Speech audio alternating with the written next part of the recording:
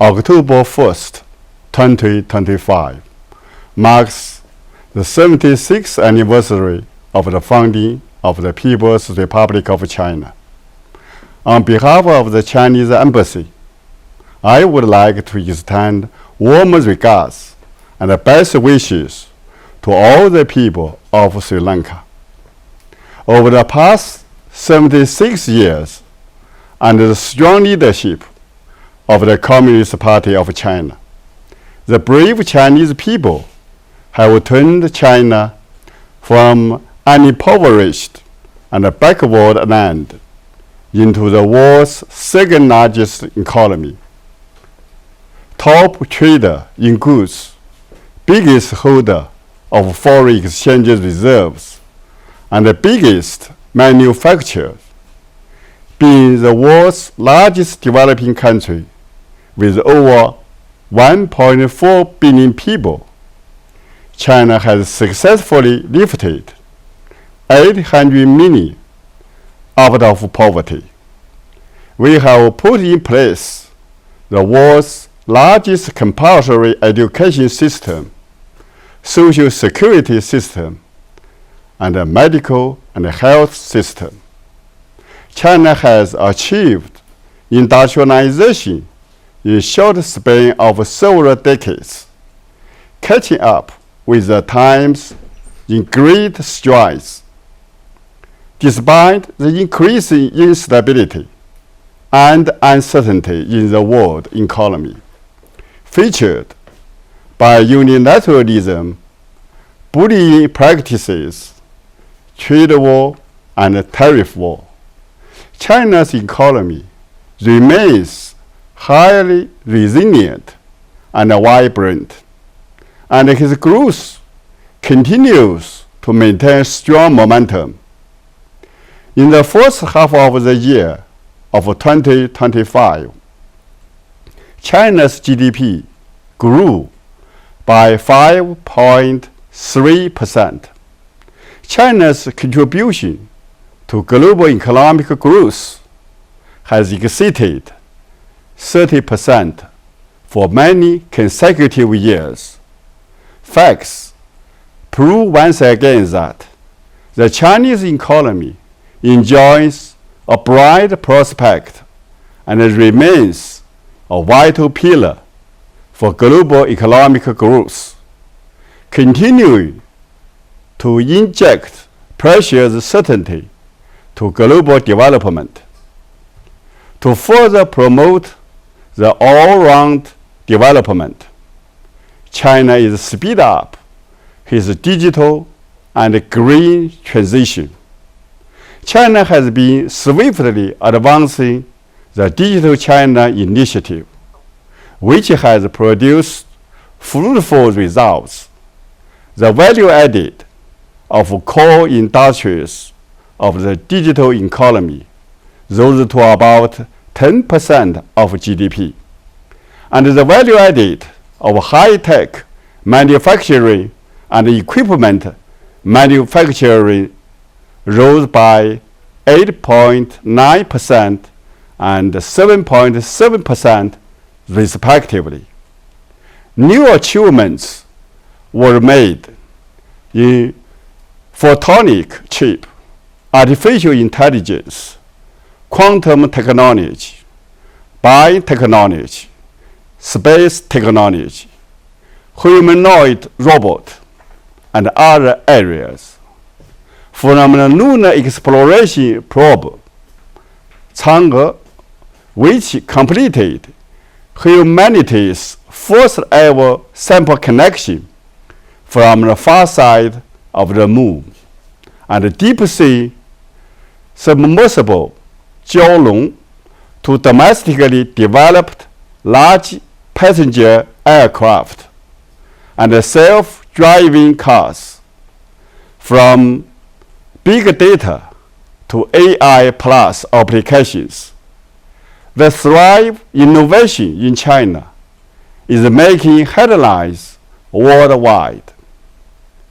Bearing in mind the philosophy that loosened waters and Nashi mountains are invaluable assets, China has increased the share of electricity generated from non-fossil fuels to around 40% of its total power generation, topped other countries in the production and sales of new energy vehicles, with an annual output exceeding 10 million units, and provide over 80% of the photovoltaic and 70% of wind power equipment in the world, making it a key contributor to the global green transition. China and Sri Lanka have been close friends since ancient times, which a bond of friendship that has endured for thousands of years. As a trustworthy friend, China always firmly safeguards Sri Lanka's interest in matters of sovereignty, security, and on both bilateral and multilateral occasions. Over the past 76 years, China and Sri Lanka have stood in solidarity in times of challenge and pulled together in the face of difficulties, whether in fighting the COVID-19 pandemic, confronting the economic crisis, addressing kidney disease, or delivering flood relief. China has always been among the first to extend a helping hand.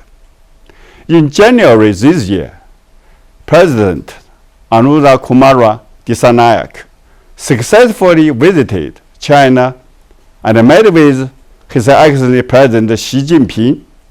The leaders of two countries reached a series of important understandings, including jointly building a China-Sri Lanka community with a shared future, elevating bilateral relations to a new height.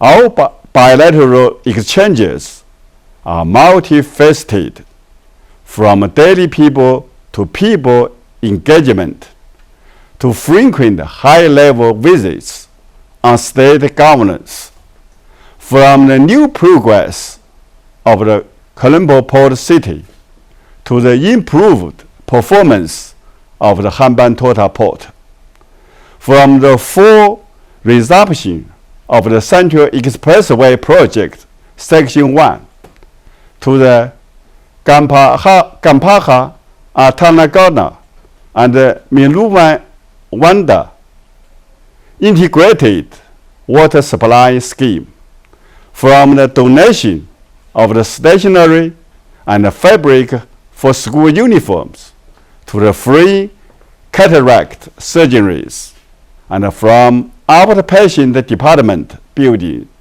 of the Sri Lanka National Hospital to the refurbishment of Superior Court Complex, among many others. Those vivid examples of both major and livelihood projects showcase the all-round advancement of our bilateral relations. History has repeatedly proved that the closer the relationship between China and Sri Lanka, the more beneficial it will be to Sri Lanka's development and the livelihood of her people. The more capable Sri Lanka will be in resisting external risks and challenges. As time goes by, the friendship between our two countries will become more valuable and influential, with his role as a positive asset become ever more prominent. Looking ahead, I'm confident that through the joint efforts of China and Sri Lanka and the strong leadership of His Excellency President Disanayak, Sri Lanka, the pole of the Indian Ocean, will rise above his temporary challenges and usher in bright future. The China-Sri Lanka Strategic Cooperative Partnership, based on sincere mutual assistance and everlasting friendship, will continue to gain great momentum on a high level. Wish China-Sri Lanka enjoy great prosperity and everlasting friendship. Thank you.